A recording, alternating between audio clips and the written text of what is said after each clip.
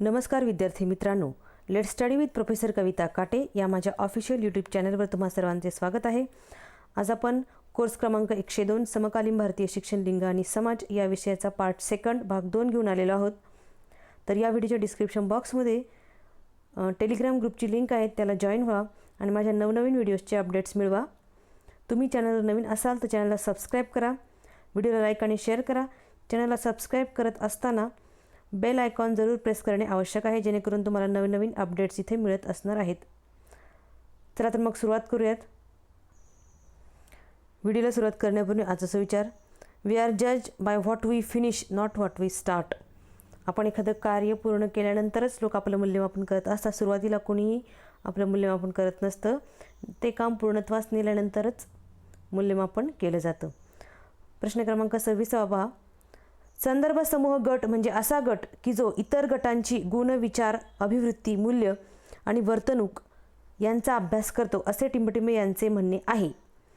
संदर्भ गट विचारलेला आहे इथं। पर्याय पहा काय काय आहेत।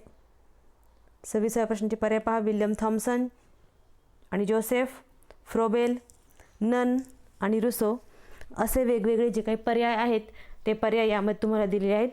थोडासा विचार करायचा आणि संदर्भ गट म्हणजे काय, तुम्ही जर तुमच्या वाचनामध्ये आलेलं असेल तर तुम्हाला तत्काळ याचं उत्तर इथे येणार आहे। तर प्रश्न क्रमांक 26चं जे उत्तर आहे ते आहे पर्याय क्रमांक 1, विल्यम थॉम्सन आणि जोसेफ हे उत्तर इथं दिलेलं आहे।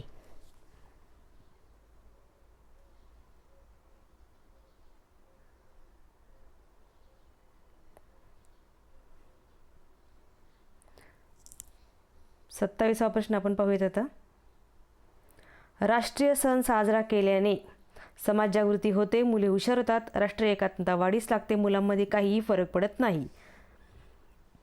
तर प्रश्न क्रमांक 27चं जे उत्तर आहे, नॅशनल फेस्टिवल साजरे जर केले तर काय होतंय, तर मुलांमध्ये नॅशनल इंटिग्रेशन, राष्ट्रीय एकात्मता वाढीस इथे लागणार आहे। राष्ट्रीय सण म्हणजे कुठले कुठले, 15 ऑगस्ट, 26 जानेवारी अशा पद्धतीने। 28वा प्रश्न, वैदिक काळातील शिक्षण पद्धती आणि टिंबटिंब आणि नैतिक कृतीचा विकास करणे हे शिक्षणाचे ध्येय मानण्यात आले आहे। पर्याय पहा, आध्यात्मिक, राजकीय, सामाजिक की सांस्कृतिक। तर वैदिक काळातील शिक्षण पद्धती, टिंबटिंब आणि नैतिक वृत्तीचा विकास करणे, तर याचं उत्तर आहे आध्यात्मिक आणि नैतिक वृत्तीचा विकास करणे हे शिक्षणाचे ध्येय वैदिक काळातील शिक्षण पद्धतीचं होतं। पुढील प्रश्न आता पाहूयात आपण। प्रश्न आहे 29वा, राष्ट्रीय एकात्मता म्हणजे माणसातील मने जोडण्याची प्रक्रिया। ह्या विधानाशी तुम्ही कशा प्रकारे तुमचं मत व्यक्त करणार आहात? सहमत, असहमत, अल्प प्रमाणात सहमत की अल्प प्रमाणात असहमत? तर 29च्या प्रश्नाचं उत्तर जे आहे ते आहे सहमत, टोटली ॲग्री।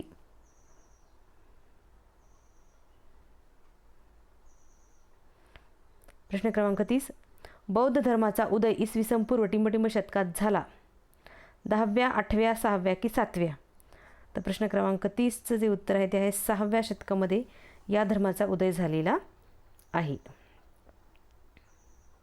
प्रश्न 31वा पहा, शिक्षणाचा प्रचलित अर्थ कोणता? शिक्षणाचे 2 अर्थ आहेत, संकुचित अर्थ आणि व्यापक अर्थ। तर प्रचलित अर्थ कोणता आहे? पर्याय पहा, शाळेत जाऊन शिक्षण मिळविणे, परीक्षा देणे, पदवी प्राप्त करणे की वरील सर्व? तर याचं उत्तर जे आहे प्रश्न क्रमांक 31 ते आहे वरील सर्व जे आहेत ते प्रचलित अर्थामध्ये येतात। शाळेत जाऊन शिक्षण मिळवणे, परीक्षा द्यायच्या, पदवी घ्यायची। 32वा प्रश्न पहा काय आहे, मानवाचे शरीर व आत्मा यांच्यातील उत्कृष्टतेचा पूर्णत्वाप्रत विकास म्हणजे शिक्षण होय, ही व्याख्या कोणी मांडलेली आहे? अरिस्टॉटल, प्लेटो, सॉक्रेटिस की स्पेन्सर? तर हा जो काही प्रश्न आहे प्रश्न क्रमांक 32, या प्रश्नाचं जे काही उत्तर आहे ते आहे पर्याय क्रमांक 2, प्लेटो। प्लेटो यांचं असं म्हणणं होतं की मानवाचे शरीर आणि आत्मा यांच्यातील जी काही उत्कृष्टतेचा पूर्णत्वाप्रत विकास म्हणजे शिक्षण आहे।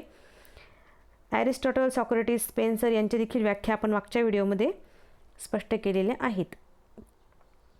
33वा प्रश्न पहा, डॉक्टर दौलतराव कोठारी म्हणजेच DS कोठारी यांच्या अध्यक्षतेखाली तयार करण्यात आलेल्या भारतीय शिक्षण आयोगाचा कालखंड कोणता?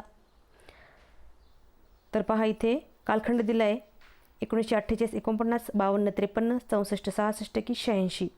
तर या 33व्या प्रश्नाचं जे काही बरोबर उत्तर आहे ते आहे 64-66 जो काय आहे तो कालखंड आहे. DS कोठारी आयोगाचाच याला भारतीय शिक्षण आयोग असं देखील म्हटलं जातं. प्रश्न क्रमांक 34. 4 पुरुषार्थामध्ये खालीलपैकी कोणता घटक येत नाही असं विचारले. धर्म, काम, क्रोध, मोक्ष. तर अतिशय सोपं उत्तर आहे याचं क्रोध. 4 पुरुषार्थ कोणते आहेत? धर्म, काम, अर्थ आणि मोक्ष. इथं क्रोध दिलेला आहे म्हणजे क्रोध हे येत नाही. 35. शिक्षणाला दुसरा पर्यायी शब्द कोणता? ज्ञान, विद्या, साक्षरता की सुशिक्षित. तर प्रश्न क्रमांक 35 जे उत्तर आहे ते आहे विद्या. सा विद्याया विमुक्तये असं म्हटलं जातं. म्हणजे शिक्षणाला दुसरा पर्यायी शब्द आहे विद्या. प्रश्न क्रमांक 36. इंग्रजी भाषेतील एज्युकेशन या शब्दाची उत्पत्ती कोणत्या भाषेतून झालेली आहे? इंग्रजी, ग्रीक, लॅटिन की संस्कृत. तर याचं जे बरोबर उत्तर आहे ते लॅटिन. बरेचसे जे काही शब्दांची उत्पत्ती आहे किंवा व्युत्पत्ती आहे ती लॅटिन किंवा ग्रीक या शब्दापासूनच झालेली आहे, हे लक्षात ठेवा. 37. मानवाला जे स्वावलंबी व निस्वार्थी बनवते तीच खरी विद्या आहे. हे कशामध्ये सांगितलं गेलेलं आहे? अथर्ववेद, सामवेद, ऋग्वेद की यजुर्वेद हे 4 वेदांचे प्रकार आहेत.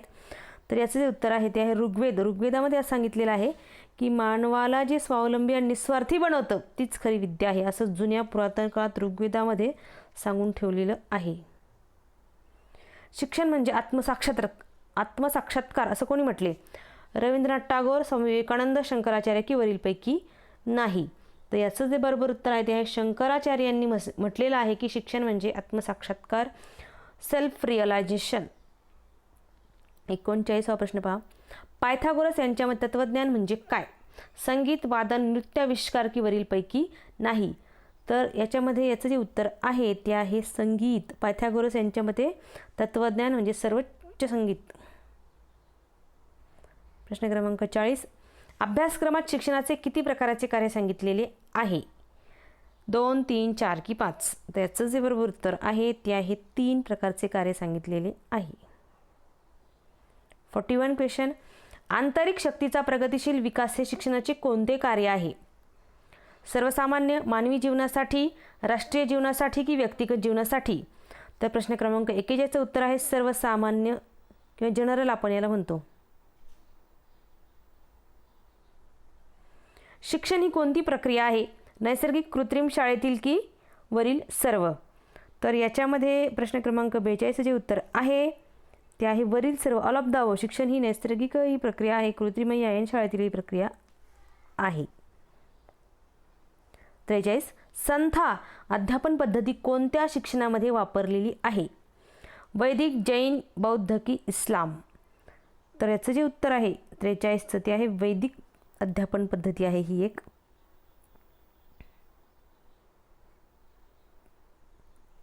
43चं उत्तर वैदिक आहे. 44.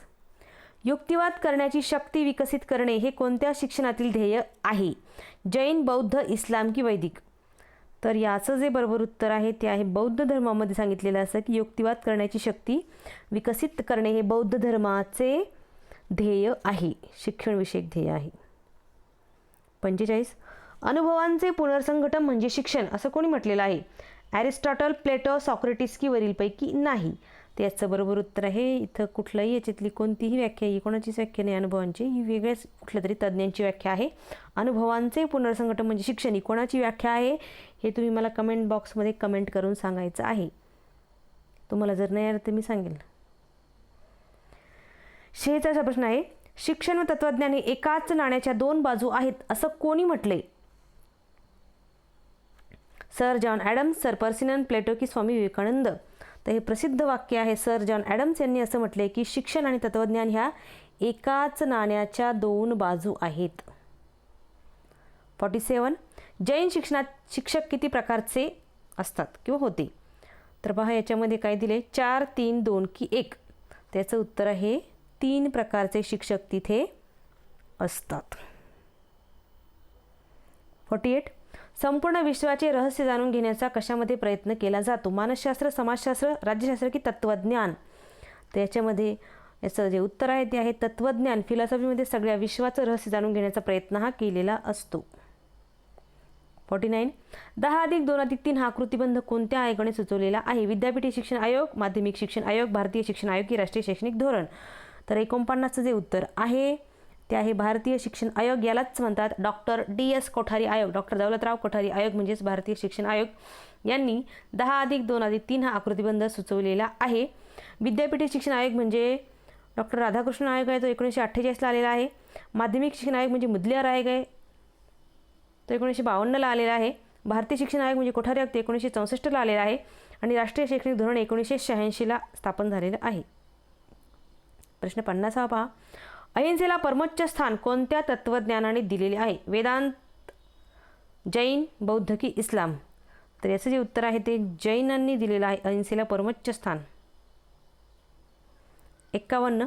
राष्ट्रीय अभ्यासक्रम आराखडा कोणत्या वर्षी तयार करण्यात आला? NCF नॅशनल करिक्युलम फ्रेमवर्क 2008, 2009, 2004 की 2005? त्याचं जे अचूक उत्तर आहे ते आहे 2005 साली NCF आराखडा स्थापन केला गेला. प्रश्न 52. शिक्षण आणि तत्त्वज्ञान ह्या दोहोंचा परस्परांवर प्रभाव पडतो, त्यामुळे त्यांचा संबंध घनिष्ठ आहे, कारण ते व्यक्तिजीवनापुरते मर्यादित नसून समाज जीवनाशी निगडीत आहे. ते जीवनाचे सर्वंकष आणि मूलगामी प्रश्नांची चिकित्सा करते. ते मानवी जीवन समृद्ध करते. ते मानवी जीवनाच्या आरंभापासून ते अंतापर्यंत चालते. तर हा जो प्रश्न आहे प्रश्न 52वा, याचं जे अचूक उत्तर दिलेलं आहे ते आहे पर्याय क्रमांक 2.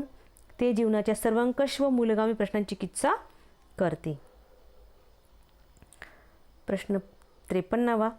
सर्वधर्मसमभाव हे तत्त्वज्ञान भारतीय राज्यघटनेच्या कोणत्या तत्त्वांशी सुसंगत आहे? स्वातंत्र्य, समता, न्याय की धर्मनिरपेक्षता? त्याचं जे अचूक उत्तर आहे ते आहे धर्मनिरपेक्षता. सर्व धर्मांना समान भाव मनामध्ये ठेवणे, धर्मनिरपेक्षता. 54वा प्रश्न आहे. कुटुंब पद्धतीमध्ये बदल होणे सर्वात महत्त्वाचे कारण कोणते आहे? सामाजिक, आर्थिक, सांस्कृतिक की भावनिक? त्याचं जे उत्तर आहे ते आहे आर्थिक. जे काय कारण आहे ते कुटुंब पद्धतीमध्ये बदल होण्याचं सगळ्यात महत्त्वाचं कारण आहे. प्रश्न क्रमांक 55. शांतिनिकेतनचे जनक कोण आहेत? महात्मा गांधी, टागोर, सुभाषचंद्र बोस की स्वामी विवेकानंद? त्याचं जे उत्तर आहे ते आहे टागोरांनी. शांतिनिकेतन, श्रीनिकेतन हे टागोरांनी काढलेलं आहे. महात्मा गांधींनी वर्धा येथे बुनियादी शिक्षा, मूलोद्योगी शिक्षण योजना सुरू केलेली आहे. 56वा प्रश्नाचा पहा. शाळा ही एक सामाजिक संस्था आहे, कारण शाळा ही एक सांस्कृतिक व्यवस्था असते. शाळेची निर्मिती समाजाच्या गरजांची पूर्तता करण्यासाठी होते. शाळेला आदर्श असतात वरीलपैकी सर्व? त्याचं उत्तर जे आहे ते आहे वरीलपैकी सर्व. हे तीनही याचे कारण आहेत. म्हणून शाळा ही एक सोशल ऑर्गनायझेशन, सोशल सिस्टीम आहे. 57. खाजगीकरणाला अनुरूप असे नवे औद्योगिक धोरण टिंबटिंब यावर्षी स्वीकारण्यात आले. 1991, 87, 95 की 93? त्याचं बरोबर जे उत्तर आहे ते आहे 1991 साली जे आहे औद्योगिक धोरण स्वीकारलेलं आहे. 58. शिक्षणाची समान संधी हे शिक्षणाचे कोणते उद्दिष्ट आहे? सांस्कृतिक, सामाजिक, राजकीय की आर्थिक? त्याचं जे उत्तर आहे ते आहे सामाजिक उद्दिष्ट शिक्षणाचे हे आहे. सामाजिक बदल, सोशल चेंज या संकल्पनेत कशाचा अंतर्भाव होतो? व्यक्तीच्या भूमिका, सामाजिक संस्था, सामाजिक संरचना की वरीलपैकी सर्व? तर बारकाईने आपण जर विचार केला तर सामाजिक बदल कोणकोणत्या कारणामुळे घडतात? त्याचं उत्तर आहे वरीलपैकी सगळ्या याच्यामध्ये सामाजिक बदल हे अंतर्भूत असतात. शेवटचा प्रश्न आहे. भारतात अनौपचारिक शिक्षणाचे अभियान केव्हा सुरू झाले? 1951, 75, 53 की 66? त्याचं बरोबर जे उत्तर आहे ते 1966 साली भारतामध्ये अनौपचारिक शिक्षणाचे अभियान हे सुरू झालेले आहे. धन्यवाद विद्यार्थी मित्रांनो. व्हिडिओ आवडल्यास चॅनलला सबस्क्राईब करा, व्हिडिओला लाईक आणि शेअर करा.